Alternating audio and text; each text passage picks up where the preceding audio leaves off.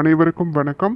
Welcome to divine routine YouTube channel. இன்னைக்கு நம்ம பார்க்க போகிற தலைப்பு என்ன அப்படின்னு சொல்லி பார்த்தா, வரப்போகிற ஆடி அமாவாசை நமக்கு அனைத்து விதமான சாபங்களையும் பித்ருதோஷத்தையும் விளக்கணும் அப்படின்னு சொல்லும் பொழுது, கட்டாயம் ஒவ்வொருவருமே செய்ய வேண்டிய தானம் என்ன, இதனால கிடைக்கக்கூடிய மிகுதியான பலன் என்னங்கிறதுக்கு உண்டான தகவல்களை பற்றி தான் நம்ம இன்னைக்கு இந்த பதிவில் பார்த்து தெரிஞ்சுக்க போகிறோம். நம்ம சேனலில் வரக்கூடிய பதிவுகளை இதுதான் முதல் முறை பார்க்கக்கூடிய அன்பர்கள் சேனலை மறக்காமல் சப்ஸ்கிரைப் பண்ணிக்கோங்க. பக்கத்தில் இருக்கக்கூடிய பெல் பட்டனையும் ப்ரெஸ் பண்ணுங்கள். அப்போ தான் நான் போடுற பதிவுகள் அனைத்தையுமே உடனுக்குடனே பார்த்து எல்லா தகவல்களையுமே சரிவர தெரிஞ்சுட்டு அதுக்கு போல செயல்பட முடியும். இப்ப நம்ம பதிவுக்குள்ள போயிடலாம். சாதாரணமாக ஒருவருடைய வாழ்க்கையில் இருக்கக்கூடிய எல்லா விதமான கஷ்டங்களும் விலகணும், சுபகாரிய தடைகள் விலகணும், சந்தோஷம் நீடித்திருக்கணும் அப்படின்னு சொல்லும் பொழுது முன்னோர்களுடைய அருளும் குலதெய்வத்தினுடைய அருளும் இருந்தா மட்டும்தான் மற்ற தெய்வத்தினுடைய அருளும் மற்ற தெய்வத்தை வழிபாடு செய்வதற்குண்டான பலனும் நமக்கு கிடைக்கும். எப்பயுமே நீங்கள் ஏதாவது ஒரு விஷயத்தை மேற்கொள்ளலாம் அப்படின்னு சொல்லும் பொழுது அதில் ஒரு சில தடைகள் வந்துகிட்டே இருக்குது. தொழில் சார்ந்த விஷயங்களை முடிவெடுக்கலாம் அப்படின்னு சொல்லும் பொழுதும் அதில் ஒரு சில பிரச்சனைகள் வருது. ஒரு நிம்மதி இல்லாத தன்மை இருக்குது அப்படின்னு சொல்லும் பொழுது முன்னோர்களின் ஆசை நமக்கு கிடைக்காமல் இருப்பது அப்படிங்கிறது ரொம்ப முக்கியமான காரணமாக பார்க்கப்படுது. முன்னோர்களுடைய அருளை பெறணும் அப்படின்னு சொல்லும் பொழுது அமாவாசை திதி நாட்களில் விரதம் இருந்து பித்ரு கடன் செலுத்துவது அப்படிங்கிறது ரொம்ப ரொம்ப முக்கியம். மற்ற அமாவாசைகளை கொடுக்கக்கூடிய தர்ப்பணத்தை விட ஆடி அமாவாசை, தை அமாவாசை, மகாலய அமாவாசை இப்படி முக்கியமான நாட்களில் கொடுக்கக்கூடிய தர்ப்பணம் அப்படிங்கிறது கூடுதலான பலனை பெற்றுத் தருவதா சொல்லப்படுது.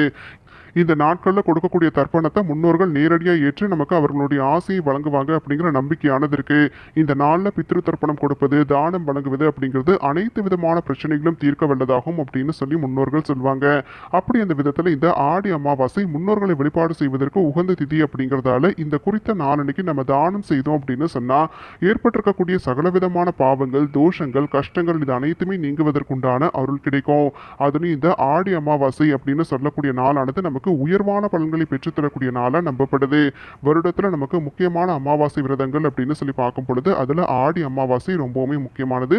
இந்த நாள்ல நம்ம நீர்நிலைகள்ல நீராடி பித்ரு தர்ப்பணம் கொடுப்பது அப்படிங்கிறது ரொம்ப ரொம்ப சிறப்பு. விரதம் இருந்து முன்னோர்களை நினைத்து வழிபடுவது அப்படிங்கிறத கண்டிப்பா செய்யணும்.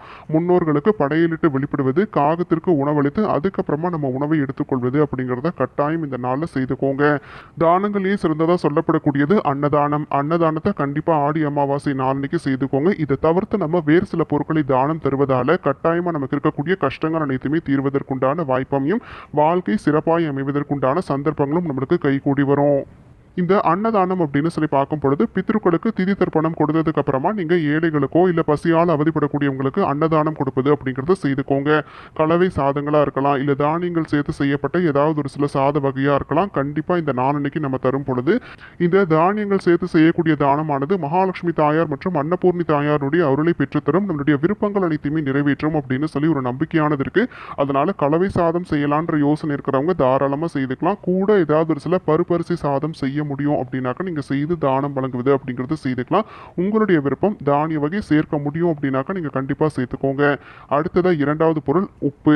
ஆடி அமாவாசை நாளன்னைக்கு நம்ம உப்பை தானம் கொடுத்தோம் அப்படின்னு சொன்னா வீட்டில் லட்சுமி கடாட்சம் நிலைத்திருக்கும். உப்பு இல்லைன்னா உப்பு கலந்த உணவுகளை தானமாக கொடுப்பது அப்படிங்கிறது இந்த பிறவியிலையோ இல்ல முற்பிறவியிலையோ நம்ம தெரிந்தும் தெரியாமலும் செய்த பாவங்கள் அனைத்துமே விளக்குவதற்குண்டான அருளை பெற்றுத்தரும்.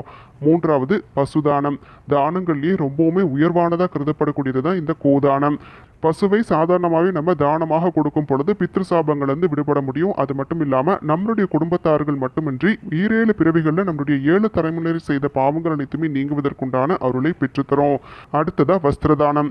பொதுவாகவே இந்த வஸ்திரதானம் அப்படின்னு சொல்லும் பொழுது புதிய ஆடைகளை வாங்கி தருவது அப்படிங்கிறது ரொம்ப சிறப்பு. பயன்படுத்திய ஆடை இருக்கு அப்படின்னு சொல்லும் பொழுது மஞ்சள் மற்றும் உப்பு கலந்த நீரில் நீங்கள் முக்கி எடுத்ததுக்கு அப்புறமா நல்லா ஆற வச்சு எடுத்து அந்த துணியை தானமாக வழங்குவது அப்படிங்கிறத செய்துக்கலாம். புதிய ஆடைகளை வாங்கி தருவது அப்படிங்கிறது ரொம்ப சிறப்பு. இதனால நமக்கு ஆயுள் விருத்தியானது ஏற்படும். நம்ம மேற்கொள்ளக்கூடிய வேலைகள் எதுவாக இருந்தாலும் சரி, இல்லை நீங்கள் தொழில் செய்கிறீங்க அப்படின்னு சொன்னாலும் சரி, அதில் இருக்கக்கூடிய தடைகள் அனைத்துமே விலகுவதற்குண்டான அருளை பெற்றுத்தரும். வஸ்திரதானம் அப்படின்னு சொல்லப்படக்கூடிய ஆடை தானத்தை நம்ம செய்தோம் அப்படின்னாலே வாழ்க்கையில் இருக்கக்கூடிய எல்லா விதமான நலன்களையும் பெறுவதற்குண்டான அருள் கிடைக்கப்பெறும். அடுத்ததான் நெய் தானம்.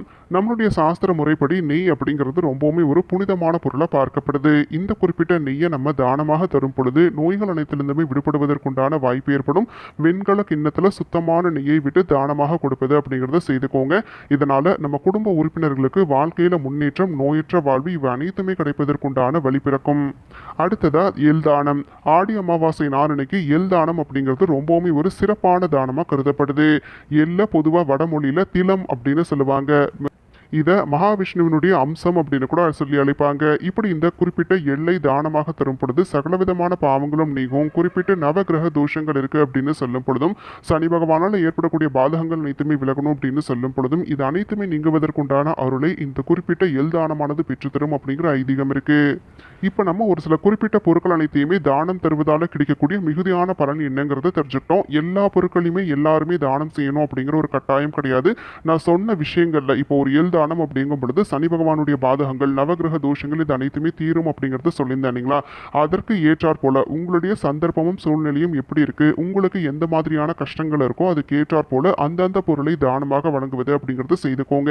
எல்லாருமே பொதுவாக மேற்கொள்ள வேண்டிய தானம் அப்படின்னு சொல்லி பார்த்தா அன்னதானம் தாராளமா அனைவருமே மேற்கொள்ளலாம். வஸ்திர தானத்தையும் கட்டாயம் அனைவருமே மேற்கொள்ளலாம். இதை தவிர்த்து சொன்ன பொருட்கள்ல உங்களுக்கு எதெல்லாம் செய்ய முடியுமோ கண்டிப்பா இந்த ஆடி அமாவாசை நாளன்னைக்கு வாரி வாரி வழங்குனீங்க அப்படின்னு சொன்னாலே உங்களுடைய வாழ்க்கையில அள்ள அள்ள குறையாத செல்வத்தையும் நல்ல ஒரு தித்திப்பான இனிப்பை காட்டிலும் ஒரு தித்திப்பான வாழ்க்கை வாழ்வதற்குண்டான அருளும் கிடைக்கும். இந்த முன்னோர் வழிபாட்டுக்கு உகந்த நாள் அப்படிங்கிறதால கட்டாயமா நான் சொன்ன தானங்களை மேற்கொள்ளுங்க. திதி தர்ப்பணம் மேற்கொள்வது அப்படிங்கிறத கண்டிப்பா மேற்கொள்ளணும். எந்த அமாவாசை நாட்களையுமே நீங்க செய்யலனா கூட பரவாயில்ல, இந்த ஆடி அமாவாசை நாள் நமக்கு ஞாயிற்றுக்கிழமை விடுமுறை நாளில் தான் வந்திருக்கு. அதனால அனைவருமே இந்த குறிப்பிட்ட விஷயங்கள் அனைத்துமே செய்து பலன் பெறணும் அப்படின்னு கேட்டுக்கிறேன். இப்போ நம்ம பார்த்த இந்த தலைப்பு கட்டாயம் அனைவருக்கும் பயனுள்ளதாக அமைந்திருக்கும்னு சொல்லி நினைக்கிறேன். அப்படி பயனுள்ளதாக இருக்கக்கூடிய பட்சத்தில் உங்களுடைய ஃப்ரெண்ட்ஸ் அண்ட் ஃபேமிலிக்கும் கண்டிப்பாக ஷேர் பண்ணுங்க. அவங்களும் இந்த தகவல்களை பார்த்து பயன்பெறட்டும். நாளைக்கு மறுபடியும் ஒரு சுவாரஸ்யமான தலைப்போடு உங்களை நான் சந்திக்கிறேன். நன்றி.